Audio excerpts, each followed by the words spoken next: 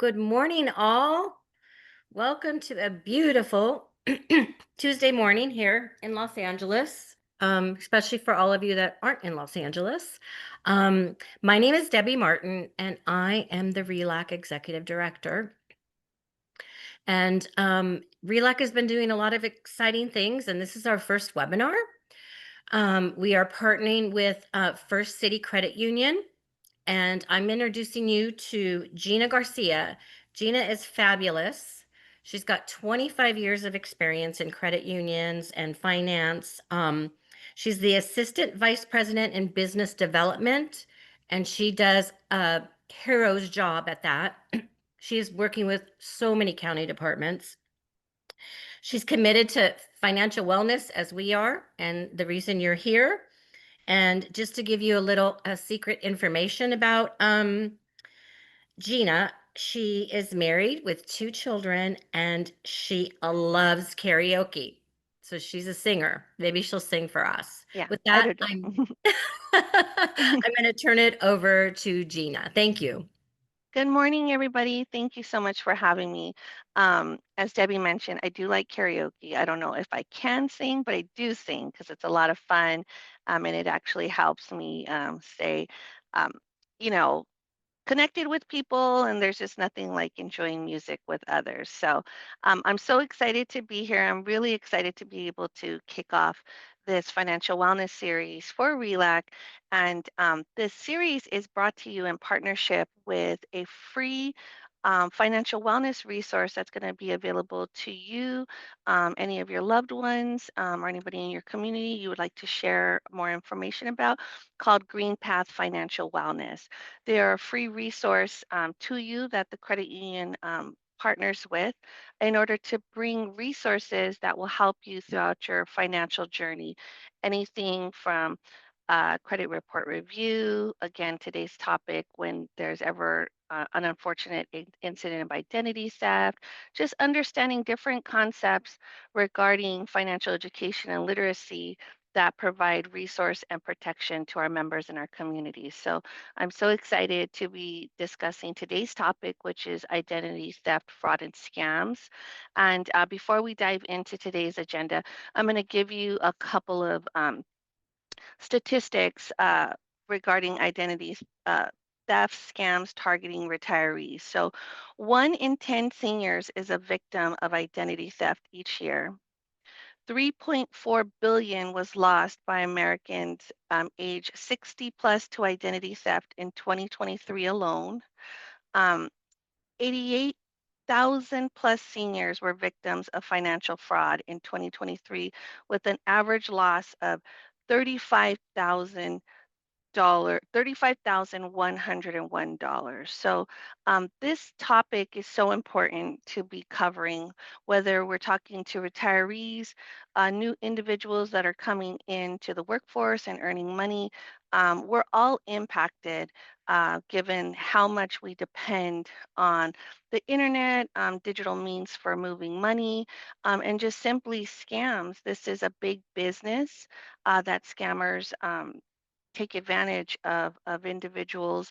And the best way to hopefully prevent and protect yourself is by having conversations like we are today. So I will dive into the agenda again. Um, Here we go. So we are going to be covering in today's workshop some information first on identity theft, frauds, and scams. We're going to move into elder fraud, and then we're going to skip into experiencing identity theft, like what happens when when you are a victim, where are some of the steps we need to take, and then preventing identity theft, fraud, and scams. So we're hopefully going to cover a lot of information that you're going to find very helpful. So at the end of today's workshop, we are going to be sending out some handouts that an article as well as a checklist that I'll be sharing at the closing of today's um, workshop. So just hopefully you can just enjoy the conversation. And if you have questions, please feel free to um, just let us know in the chat. So diving in. So we may have used these terms, identity theft, fraud, and scams interchangeably. And part of today's discussion is really trying to see the differences between these three and starting to define these key terms and have some examples when we're addressing it, because there are some differences um, when we're talking about these three concepts: identity theft, fraud, and scams. So first off, we're going to be taking a look at identity theft. Identity theft is when someone uses your personal information without your permission. According to the Federal Trade Commission, identity theft is when someone is using your personal information without your permission. This can include information like your name, your social security number, your credit cards, or your bank accounts.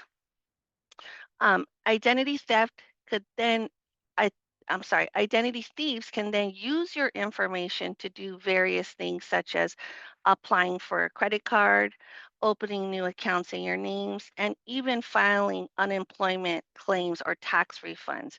Using your identity, making sure your money goes into accounts they have access to. So that would be your example of identity theft when they're applying for credit in your name using your personal information. Now, fraud.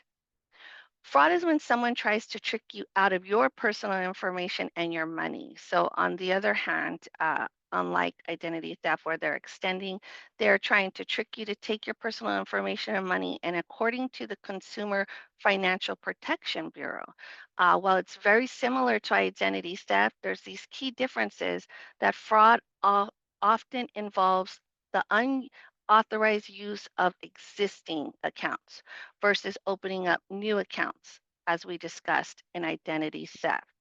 So, again, when we're dealing with fraud, this has to do with unauthorized usage of existing accounts.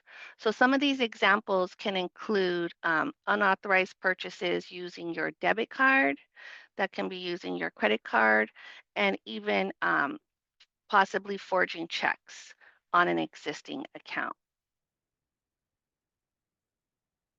So, just as important it is to understand what fraud is, it's really important that we understand what it's not. And we see this quite often at the credit union when an account is somehow compromised. But we're going to go into some of these differences because although it can be frustrating, and some of the examples we're going to talk about, and it can be violating, but there are not actually fraud. So the first bullet point to discuss that is not fraud is when we give someone authorization to use our debit card and we're not liking how they used it.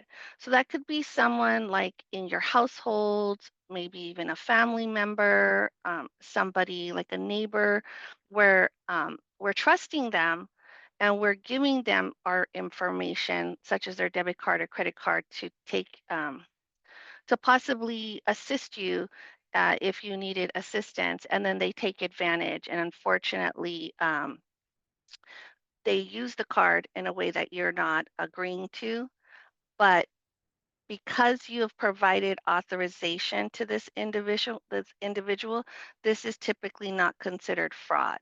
So, and we see that quite often at the credit union, which it's a very unfortunate situation, but we really want to make this point clear because many times we're not able to file a fraud claim if the person gave them authorization. So we want to be very cautious on who we are allowing to have our card information, such as your debit or credit card.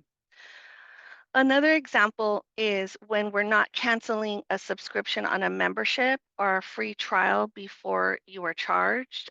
If your card information was entered when you signed up, that means you authorize them to use that card for future purchases.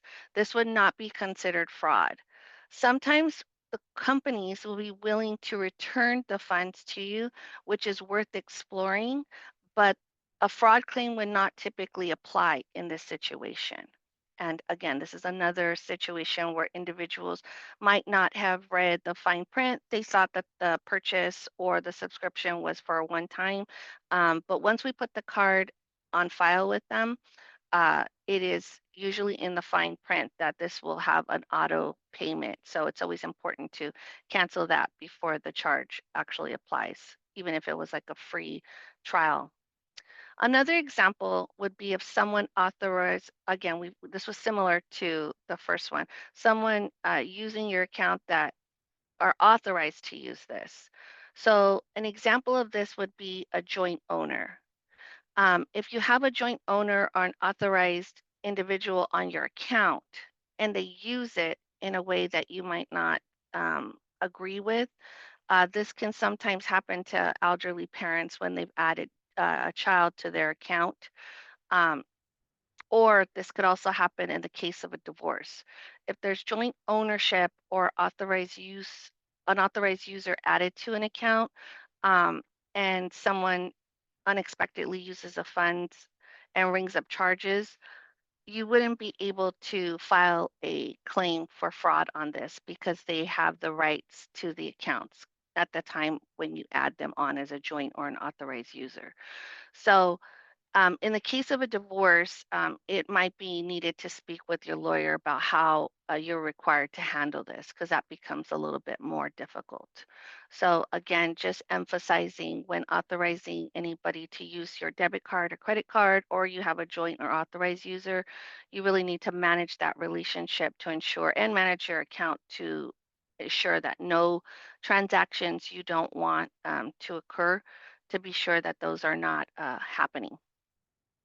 And then an example we also find and we see quite often at the credit union would be when a child makes a purchase, when a kid makes a purchase without your knowledge. And many times on like their iPads or for apps or for their playing consoles for like video games, many times there's a request to add a debit card or a credit card on it. And we've seen it quite often where kiddos, they will rack up a bunch of charges and the parent or the individual will not realize that that's occurring, and then they get billed, and then they'll come in and they'll want to file a fraud claim.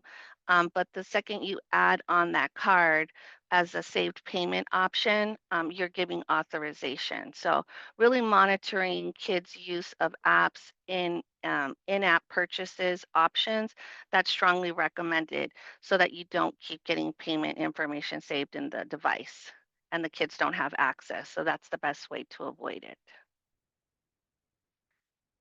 Now, moving on to the next topic is scams. We've talked a little bit about identity theft when they are stealing your information for the use of establishing new credit and new credit in your name. Fraud would be existing um, activity that is unauthorized. And for scams, this is when a scammer is intentionally being deceptive and trying to trick you into actually providing them with information or money. A key difference between fraud and scams is that a scam is often harder to recover the losses from, as they're typically some type of authorization provided. So, examples of scams can include what's called a romance scam when someone tries to fake a relationship. This is typically done usually online. They will try to build trust and eventually ask for money throughout the course of trying to build that rapport and relationship with the individual. Scammers may also use phishing to try and get people to provide personal information, and that is then used to steal your identity and commit fraud.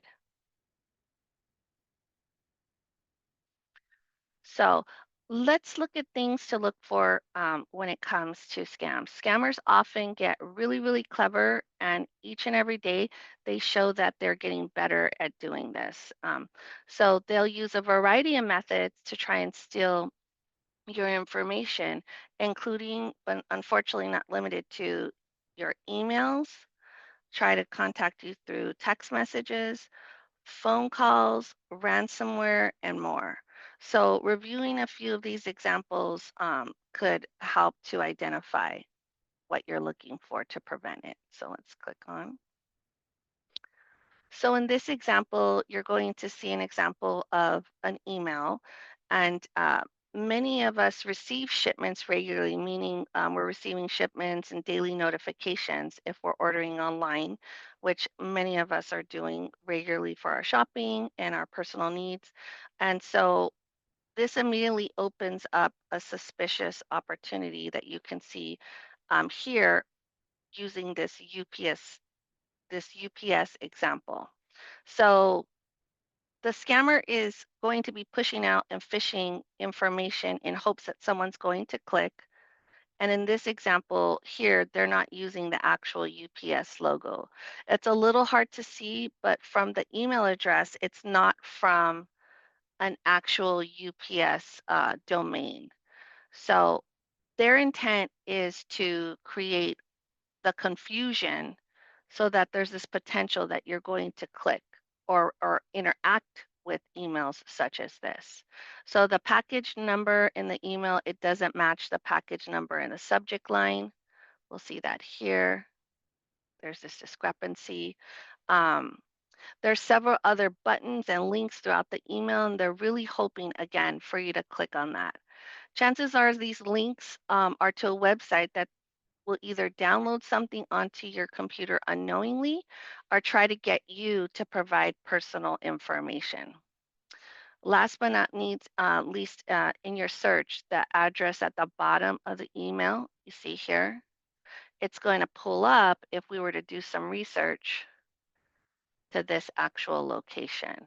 And this location image, it's not a UPS shipping facility. So you really want to, if I go back real quickly, it's all these markers when you're receiving emails. And again, we are doing so much shopping and different kinds of emails are coming through. Sometimes they're very, very tricky. In this case, it might seem obvious like a scam depending on your awareness level on the various emails you might get, but they're getting better and better every day.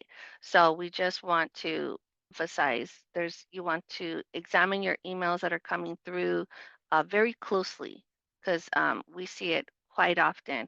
People will mistakenly think that they were expecting something and um, click on a wrong email just by chance through these phishing attempts. So we're going to look at another example, but this time I want you all to just kind of look at some of the areas that you might think sort of look suspicious. So we'll take a second here and I'm going to click over, kind of highlight together as a group. So in this scenario, there's like a lot of misspelling throughout the email. Again, you have the wrong logo. The wording in the sentence structure is sort of odd. It's not the way someone in a professional setting would typically write their email. The from is again a very awkward, weird, suspicious uh, email address. So there's a lot of urgency in this email, and that's common. They're trying to create the urgency that when you're looking at it, there's going to be a sudden need to maybe click. They want to trigger your emotions to create worry. And that's again all with intent to either, uh, create, this unfortunate situation where they're going to obtain your information. So when you see these emails, a lot of red, click here, virus, all of this again is with the intent to trick you. So you want to, number one, in summary, you want to be vigilant. There's a lot of dishonest people out there who are willing to do some really extreme things to take advantage of honest people, whether it's by stealing someone's identity, committing fraud, or scamming someone. And as technology advances, it's more important than ever to be consistently vigilant, to avoid falling a victim. There are lots of ways someone might attempt to access your personal information and your hard earned funds. So being vigilant is key. And as we move on, we're going to start shifting things over towards elderly fraud specifically. So this up to this point, we've talked about identity theft, we've talked about fraud, and we've talked about scams, both what they are, how to protect yourself, as well as what they're not. So, um, spending more time on elderly fraud, this is important because, again, as we mentioned, some of those statistics um, at the beginning of today's workshop, scammers are out there specifically preying and targeting older adults. While this reference, while this referred to elder fraud, most examples fall under the definition of scams, but they're using scams to typically center on getting elderly individuals to provide information and send money themselves. There's a perception that older people may have more money in the bank to target, so some people believe elders may be susceptible to scams.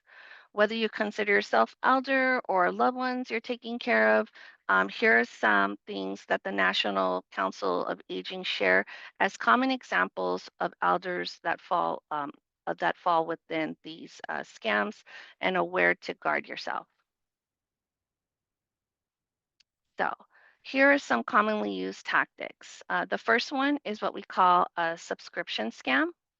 This is when someone tells a person they've won a prize and they've won some kind of lottery, and the alleged winner is told they must send something, perhaps cash, gift cards, or money. This is an upfront cover for the processing fees or to claim their prize. After these alleged upfront costs are paid, the scammer will then take that money and run, and no earnings are ever materialized. Because again, it's actually a scam. So in some cases, the person may even be sent their winnings upfront in the form of a check or a money order. Then the person will deposit the funds and send the fees and taxes back to the scammer just in time for the deposited check to bounce, and then they're left without that money. So they'll get very clever on how they'll go about it, whether they ask you for the upfront fees to be wired to them directly, or, and again, in the case that we see quite often, is they'll send a fake check and direct the individual to deposit it and send a portion to them, and then they supposedly are going to keep the remainder of that deposit. The next tactic is tech scams.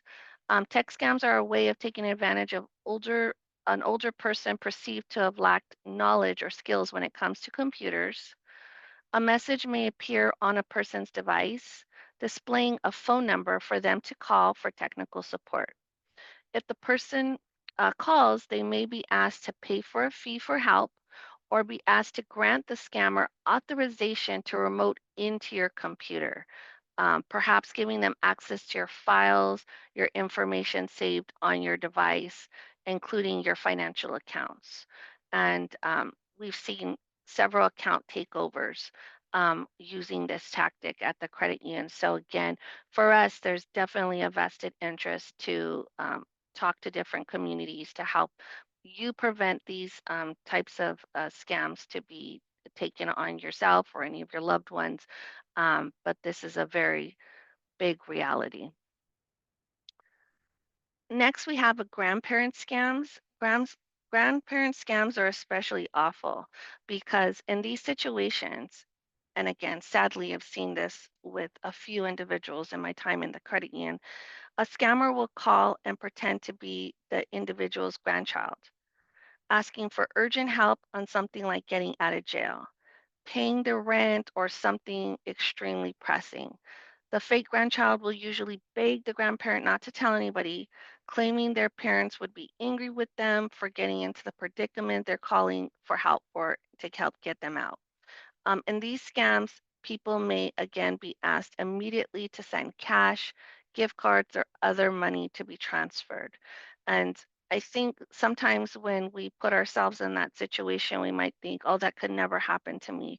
But I can assure you, these scammers really are tricking individuals, preying on emotions. And I've had, at least in my time in the credit union space, have at least about four different individuals that were tricked in this way in coming into the credit union asking for wires when they thought that their grandchild or a close loved one was in harm.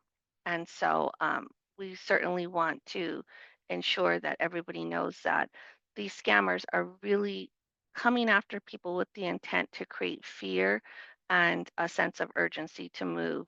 Um, while guiding them literally on the phone when they walk into the credit union, giving them instructions to avoid talking to the teller or the staff so that they can have intent to hopefully um, scam the individual to make a move.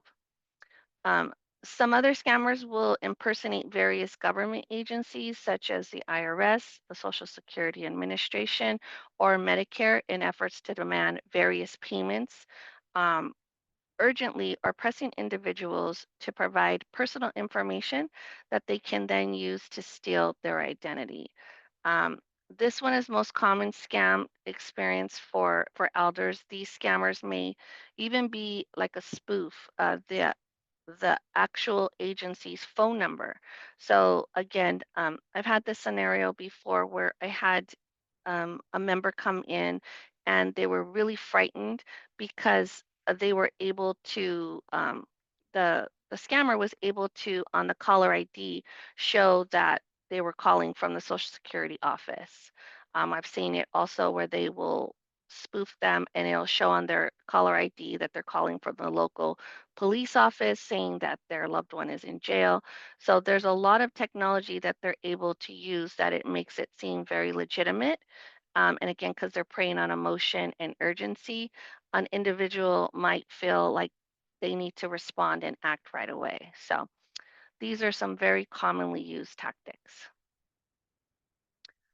So as we moved on, we've talked a lot about different examples, but what happens when we have actually um, experienced identity theft?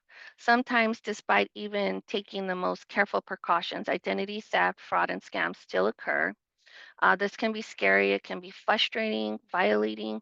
Uh, it can be very humiliating. It's really hard to watch, but we want you to know that if you've ever experienced identity theft or fraud, you're not alone. Let's talk about both some of the signs to watch for and some of the steps to take as soon as you recognize there might be something that just doesn't seem right.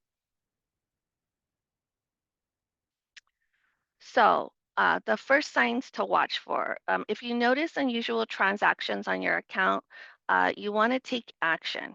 And this is even the smallest amount. Sometimes a scammer will push through a very small charge, something like $1 or less, to confirm if a card is active or not. There's hopes that the small enough transaction will not be detected by the account holder in hopes that they'll just ignore it and it's just so small, like I'll check on it later. However, that charge, if it's not blocked or disputed, they will then push through a much larger charge on that account at a later date. So again, if you notice any charges that you don't recognize, do the research. Sometimes valid transactions do come through unexpected names. Think about where you're spending your money recently. If the amount lines up with what you purchased, do some research under the name of the account that is coming through that transaction. If you're unable to put your finger on what it is, reach out to your financial institution immediately and dig deeper and take action if needed before someone comes to basically clean out your account. So even that smallest amount, the credit union or whoever you're banking with, they'll be able to help you identify it. Well, it seems like it's sometimes a relief, right? But if all of a sudden you realize that you're not receiving your bill or your statements, this can also be a sign that someone might have had access to your account and they'll change your contact information to avoid notifying you of any unauthorized charges. So we always encourage individuals, if you can, to have your statements come to uh, your email because we want to avoid people stealing your physical mail with your information. But you want to be sure you're looking out for your statements, because if you start to notice that your statements are not being received either in the mail or electronically, that can be a sign that your contact information may have been revised in an unauthorized way. And then on the flip side, if you start receiving credit cards in the mail that you didn't apply for, or you see statements in the mail that are coming through, this can also trigger a sign that credit has been extended in your name, and you need to do immediate research with the creditor to ensure and dispute that this is not your actual credit card. And many times they will still have, fraudsters will still have the credit card statements coming to your house and try and time it that they steal your mail so you're not aware of it. But that linking to your personal information and your address is going to be important on many creditors to ensure on the approval side that they're dealing with the individual that's applying. So it's a total system that they're doing. So again, if you're receiving credit cards in the mail that you didn't apply for, that is a sign to definitely do some research with that creditor to dispute. Now, if you were extending credit and you were unexpectedly denied, and you think to yourself, wait, my credit is in good standing. There should be really no reason why I'm being denied. If looking to extend credit on your own and you have a good sense of your credit history and your credit score, this could also trigger another sign that your identity might be compromised, because you'll want to ask, number one, why you're being denied, and then what they're seeing on the credit report, because unexpectedly, a fraudster could be uh, trying to extend credit in a rapid way, which will then trigger a credit denial, an indicator of possible identity theft, especially if that is not the way you typically manage your credit. It can be seen if there's just a big run up of a bunch of credit inquiries, that's a red flag. So if you are denied unexpectedly, there's probably a need to also do some research. So um, and finally, when you are combining your credit report after a credit denial or simply reviewing accuracy, we recommend that you do a credit review on all of your accounts at least once a year, if not more often. That's always a recommendation. You don't need to apply for credit in order to review your credit annually. You have the right to a free annual credit report without having to pay for it through annualcreditreport.com. That is the site that we refer you to. It's a government site specifically for consumers to look and verify that everything on your credit report is accurate. And then if it's not correct information, then you'll be able to take steps to dispute that. But though we recommend that you are reviewing your credit report annually through annualcreditreport.com. So if you happen to notice that things are not what they should be, it can be very overwhelming. So the first thing you want to do is take a deep breath. Uh, like we mentioned before, identity theft, fraud, and scams can bring on a lot of emotions. It's not your fault and you're not alone, and it's going to be okay. But when this happens, it can be so humiliating, so frightening, so violating. And that is to be expected because the fraudsters are looking to take advantage of you personally as well as your emotions. So, uh, we want to provide you the right resources on how to maneuver through such an experience. So, if you have experienced identity theft, uh, someone is using your information on accounts in your name, you can file a report with the Federal Trade Commission at identitytheft.gov. And then you can also go on the website and there'll be their phone number. And you can also call them directly as well. And we can also provide you that phone number after today's workshop, but the number is 877 438 4338. And again, that number is also available at identitytheft.gov. They'll give you some information for you and they'll walk you through steps to take, including additional authorities may need to be alerted depending on how extreme the experience is. Now, whether you've experienced identity theft, fraud, and scams, alerting your financial institution and creditors is going to be necessary, and you want to do that immediately.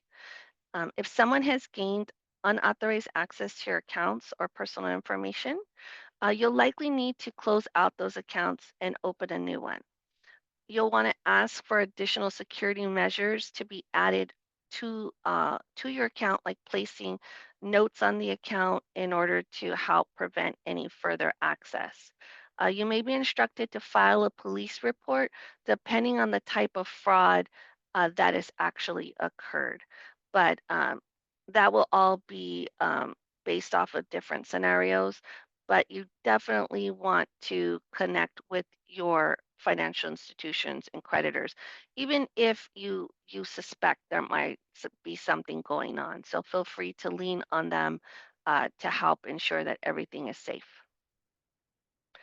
And then you'll also be encouraged to place a fraud alert and a freeze on your credit report by contacting the credit bureaus. Now, there's three credit bureaus. That is TransUnion, Experian, and Equifax. A fraud alert lets anyone who pulls your credit know that your information may have been compromised by fraud and identity theft. So they'll know to take additional steps to confirm who you say that you are when applying for credit. So it's important to note on a credit freeze, it prevents anyone from being able to access your credit report, which means this can also prevent new accounts being opened by you directly if you decided once you've placed a freeze and then it's a year later, that freeze is still in effect, but you decide you're going to apply to get, maybe a new auto. You have to actually remove the freeze even though it's you extending the credit because the freeze prevents anybody from extending credit. So always exploring the option of putting a fraud alert and a credit freeze on your report is a great way to help prevent anybody to extend credit um, in your name. But it's important to note that you will also be blocked from extending credit, so that freeze will need to be lifted before the financial institution can extend credit to you. And then after you've done whatever your legitimate business is, you'll be able to go back and put the freeze back on. So that's definitely a good idea to consider when someone's trying to get your information. And then finally, if someone gets a hold of your information that shouldn't have, you want to change your passwords for all accounts immediately. You don't want to assume, well, maybe they didn't get my password. You want to assume the opposite, that they have access to your account through password. So enabling multi-factor authentication as well, meaning someone will be unable to hack into your account or change your password without having access to your phone or your email to confirm the request of the change. That's going to have that extra layer of security. So you want to definitely protect passwords and add that multi factor authentication. So as we wrap up, we want to leave you with a few tips to prevent fraud, identity theft, fraud, and scams. Unfortunately, there's no guaranteed way to ensure you'll be able to avoid this. Like we mentioned earlier, even the most vigilant people can experience this, but just like a locked door, it doesn't prevent the criminal from breaking in, but it can slow them down and give you more time to notice what's happening and react quickly before more damage is done. So, ways to protect yourself. First, if someone reaches out to you, whether it's by phone, whether by email, by text, it's and it's very high pressured or urgent with demands pushy you to take action of thinking through considering the red flags, you want to take a moment, especially if the communication is unsolicited or unfamiliar. That's extremely rare.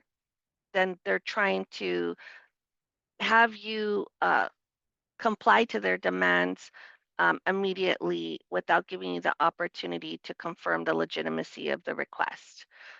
In a general rule, no one will ever give, you want to never give your personal information, your financial information to anybody who you did not initiate the communication with. It's always important that the credit union will never ask you um, in an incoming call for you to validate information. We will only ask you to validate your personal information if you are initiating it, that no one should ever be contacting you asking for personal information. And you want to always be mindful of that. Another way to protect yourself is to know what to look for and stay up to date on common scams.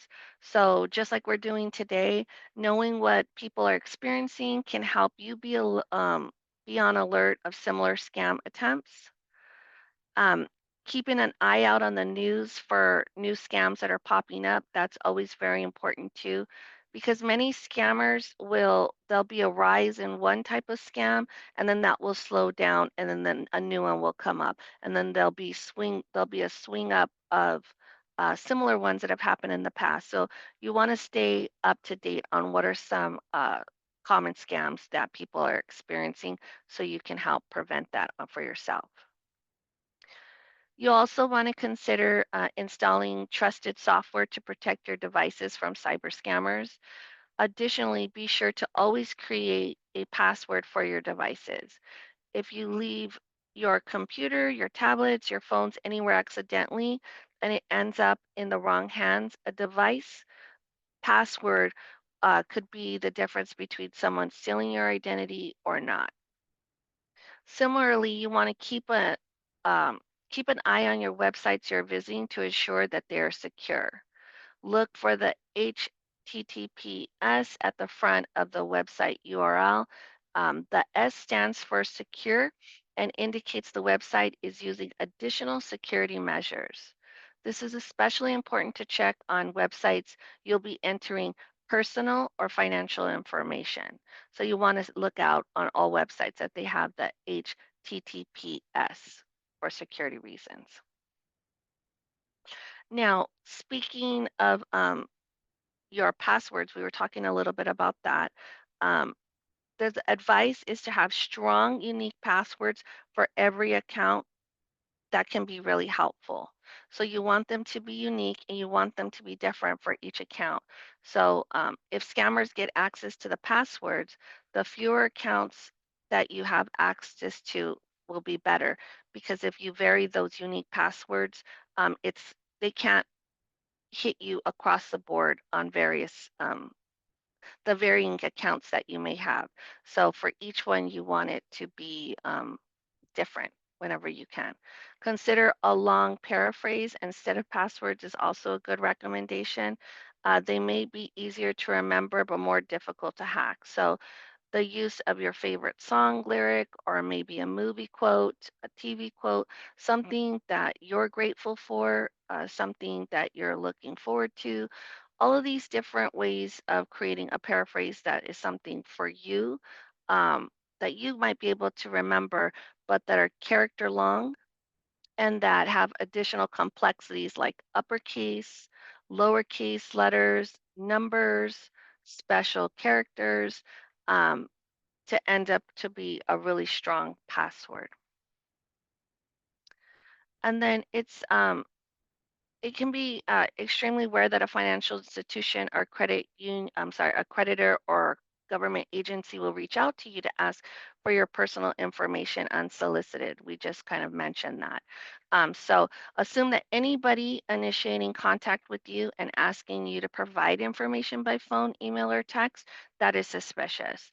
And you'll want to do your due diligence before providing it. Again, as we mentioned throughout today's workshop, especially if there's a sense of urgency, demand.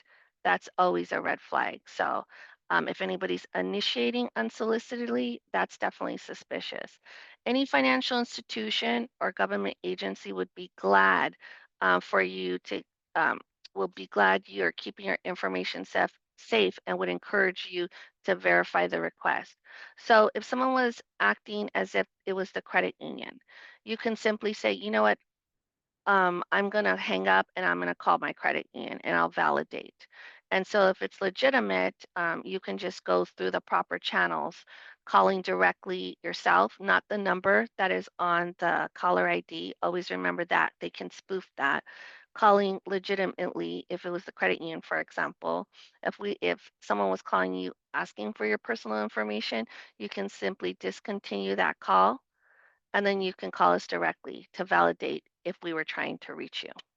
Never feel the need to validate with the individual calling. And then again, you want to be vigilant and you want to keep an eye on your credit report. Check that regularly.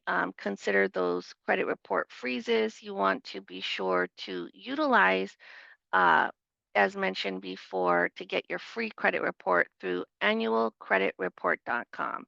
If you have any concerns of someone stealing your identity, remember that placing that free freeze on your credit report, you'll want to do that with all three bureaus to ensure that you're fully protected. So you would initiate that with all three bureaus.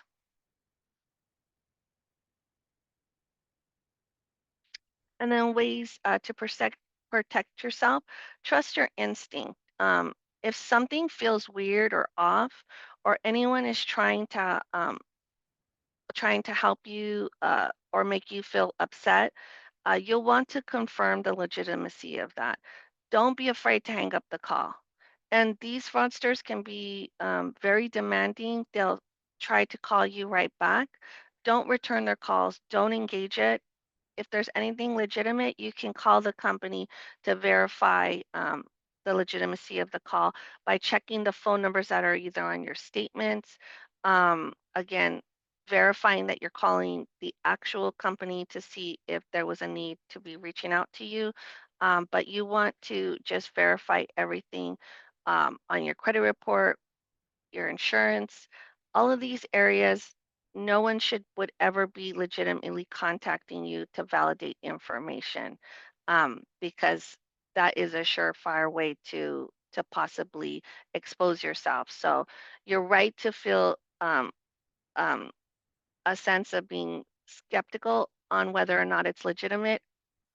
You want to follow those instincts. Our guts tell us many times, and it's worth the time to just discontinue. Don't be afraid to ask questions from someone that you do trust. And by contacting your financial institutions, we'll be able to help guide you in that. It's usually better safe than sorry. So just feel free to discontinue those conversations and trust your instincts. And then lastly here, you can find out more ways to safeguard against identity fraud and financial fraud. These are some recommendations. Review all three credit reports in detail at annualcreditreport.com. Again, we mentioned connect with your financial institution. If you bank with us here at the credit union, we're more than happy to assist you. But regardless of who you bank with, this fraud, financial fraud is on the rise, and we're always prepared to try and help our members prevent in any way. So feel free to reach out, and then you can file that report at identity theft report.com. It's I'm sorry, I'm going to get you identitytheft.gov is where you can file that report to take steps if you've been a victim. And then, as I mentioned at the beginning of today's workshop, all of the content and information provided is in collaboration with GreenPath Financial Wellness. This is a free resource that the credit union pays for, whether you bank with First City Credit Union or not. This is available to you. The QR code at the screen can take you to our co-branded website with GreenPath, and they have information regarding everything we discussed today, as well as more information about safeguarding your credit report building, budgeting, information about housing counseling, student loan counseling, just everything that is going to help support your overall financial wellness. You're more than welcome to speak with a caring certified financial wellness expert where they can do a free financial wellness checkup on you to ensure that you are feeling whole in terms of your budgeting. Or again, you can talk to them about steps on placing those credit report freezes or anything we discussed today that is available to you. And again, as I mentioned, you don't need to bank with First City Credit Union in order to take advantage of that resource. And then I'm going to swing over here. Give me just a second. I'd like to share with you an additional what will be coming out in today's thank you email. You'll be receiving a link here on an article about protecting loved ones from identity theft. It is going to go into some more information similar to the various topics we discussed, as well as the information to GreenPath here. And then you will also be getting this fraud protection checklist. So this also coincides with today's discussions and things to think about. If you weren't taking notes, this gives you a checklist of the varying things that we discussed today. And as I mentioned, here's the number to GreenPath Financial Wellness if you needed more resources regarding that. And then lastly, if you are interested in joining First City Credit Union as a RELAC member, you are able to join free of charge. We do the initial deposit for you. Um, you can hit the QR code here, or you can go to our website at firstcitycu.org if you're interested in applying for membership. We are a free benefit for RELAC members. We start everything with $10 in the savings, 25 in the checking as your initial deposit. And this would also be an available resource for family membership if you are a member with First City Credit Union. You'd be able to refer family and friends, and then we'd give you another $25, and then your family members would get another $25 as a thank you from the credit union. And that is the end of today's presentation. Let me go back here. Does anybody have any questions or anything I can help with today in regards to what was discussed? Yeah, Gina, we had a few questions in the Okay, chat that let we can go me through. let me in the slide deck. Okay, let me expand And this. also, if anyone else has any questions out there, if you want to raise your hand in Zoom, you can just go to React and then click raise hand. And we will, and Gina can Okay. call in there as well. Yeah, so I'll start off the top. How effective is the use of credit freeze to prevent these kinds of identity theft?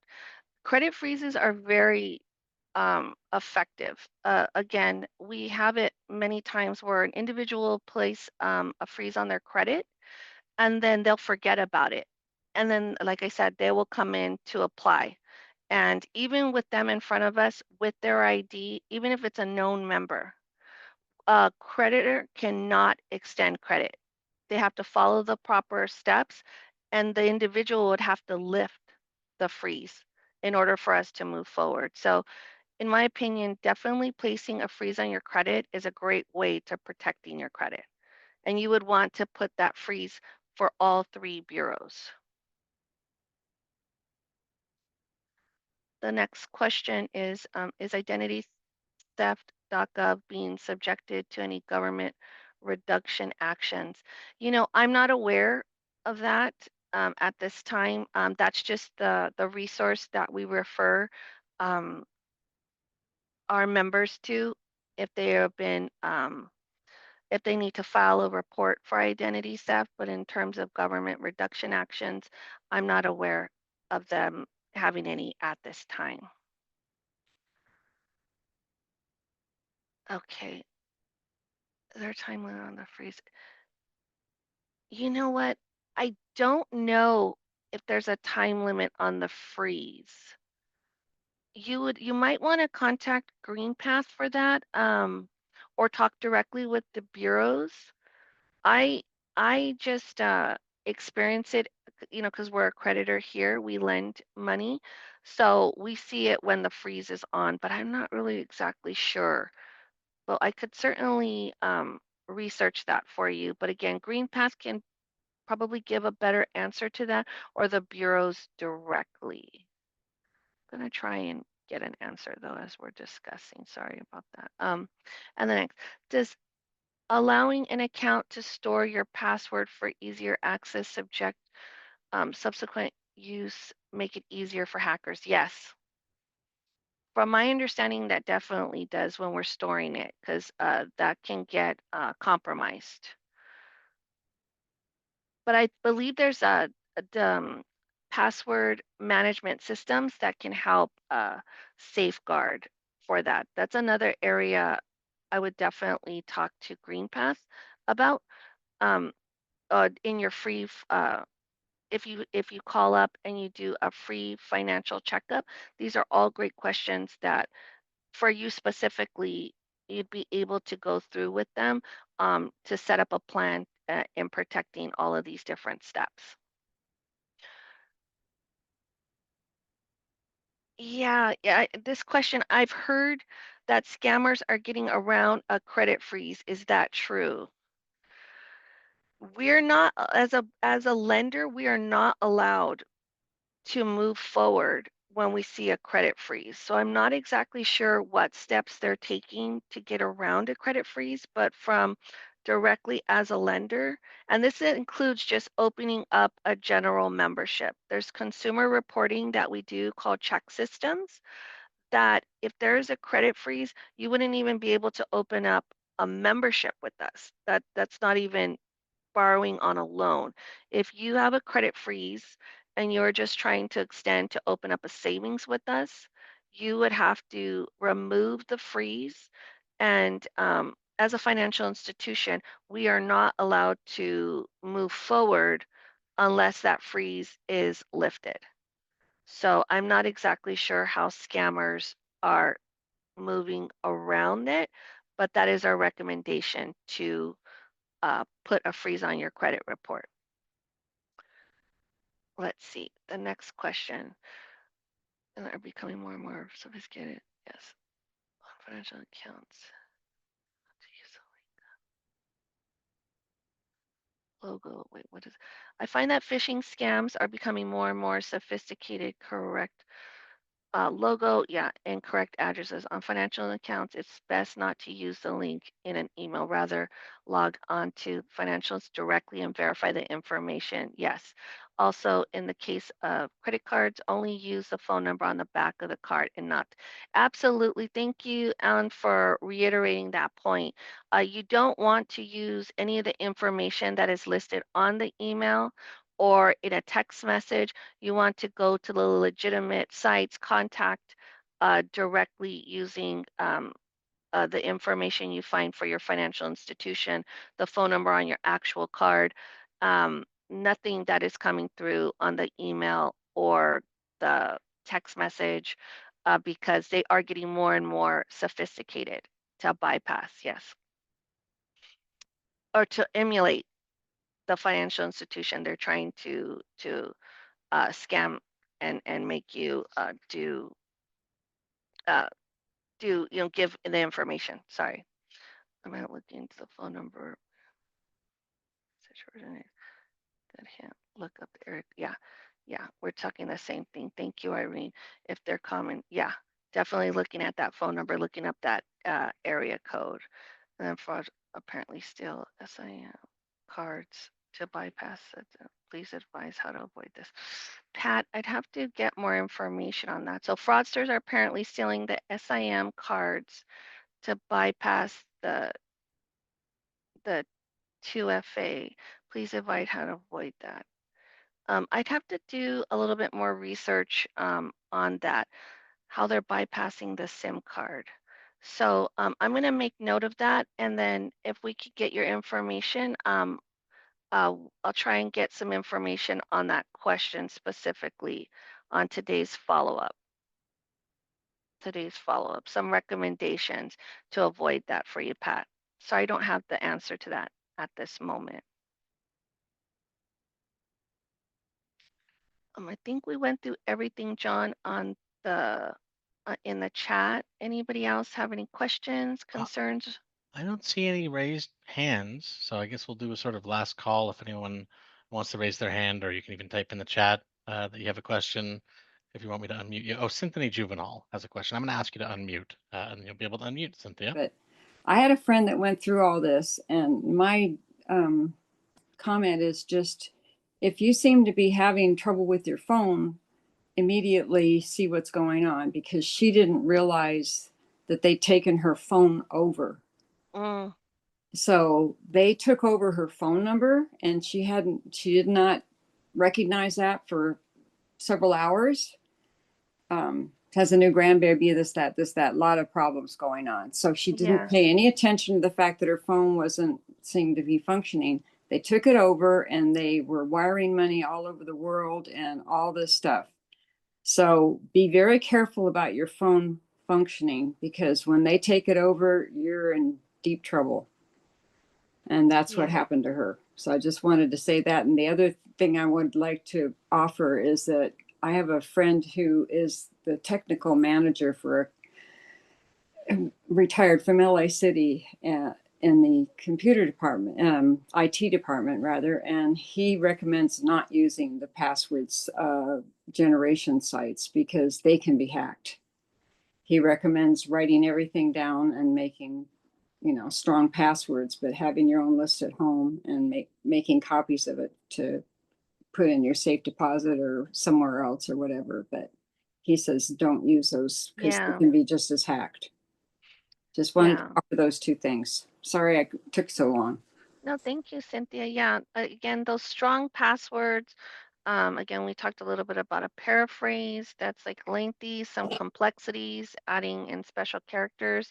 All of that, although it at times can be, you want to do something that you can memorize, but also is a little bit harder for the hackers to remember on their own if it's something very unique and specific to you. So thank you, Cynthia, for mentioning that. And I just want to thank everybody for having me today. I hope you found the information to be relevant, very helpful, and it's just a pleasure to be able to serve you today and provide today's workshop. And I appreciate your time. Thank you to everyone for attending the first RELAC webinar. Keep an eye out for future webinars. And thank you so much, Gina, for Gina Garcia from First City Credit Union for attending and giving us all the information. Thank you so much to everyone for joining and have a good afternoon.